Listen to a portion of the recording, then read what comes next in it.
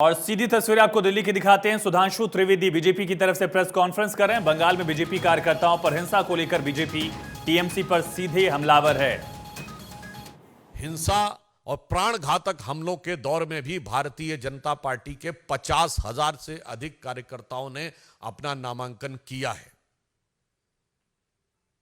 यानी इन प्रतिकूल परिस्थितियों में भी भारतीय जनता पार्टी के कार्यकर्ता पूरी दृढ़ता के साथ, साहस के साथ उस जुल्म और ज्यादती को सहते हुए लोकतंत्र की लड़ाई लड़ने के लिए आगे बढ़ रहे हैं।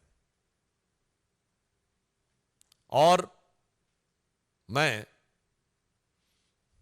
तृणमूल कांग्रेस की सरकार और ममता बनर्जी जी को यह कहना चाहता हूं कि आप याद रखिए कि ये आगजनी का जो खेल, जो हिंसा का खेल आप खेल रहे हैं, यही इससे पूर्व कम्युनिस्ट सरकारें करती थी। और उनका हश्र क्या हुआ? लोकतंत्र में जनता जनार्दन है और जिस प्रकार का अत्याचार और अनाचार हो रहा है उसकी पराकाष्ठा पूर्ण हो रही है। तो मैं उन्हें सुझाव और आगाह करते हुए यह कहना चाहूंगा कि जो अटल जी की कविता की पंक्ति थी कि चिनगारी का खेल बुरा होता है, चिनगारी का खेल बुरा होता है, औरों के घर में आग लगाने का सपना अपने घर में ही अक्सर खरा होता है।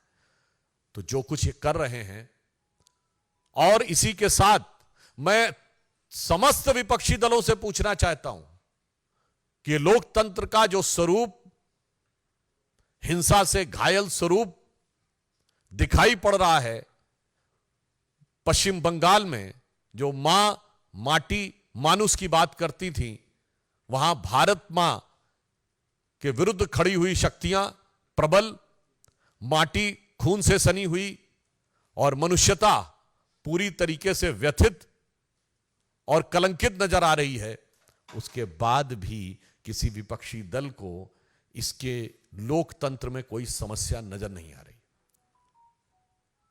अतः हम सरकार को आगाह करना चाहते हैं और साथ ही साथ यह कहना चाहते हैं कि उनको अपने संवैधानिक कर्तव्य का पालन करना चाहिए और राज्य के चुनाव आयोग, जो कि अपने संवैधानिक दायित्व का नैतिक और संवैधानिक दृष्टि से अपेक्षित निर्वहन नहीं कर रहा है, उनको भी अपने दायित्व का निर्वहन करना चाहिए। और भारतीय जनता पार्टी के समस्त कार्यकर्ताओं के हौसले का हम सम्मान और अभिवादन करते हैं। धन्यवाद। सुधांशु त्रिवेदी को आप सुन रहे थे। बीजेपी ने एक बड़ा हमला टीएमसी और बंगाल सरकार पर बोला।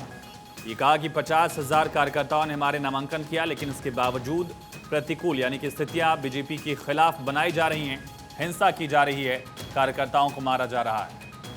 तो देखिए, पिछली बार के चुनावों में भी ये बात कही गई थी कि जो टीएमसी के विधायक जीते थे वो सिंगल नॉमिनेशन के तौर पर जीत उनके द्वारा हासिल की गई थी।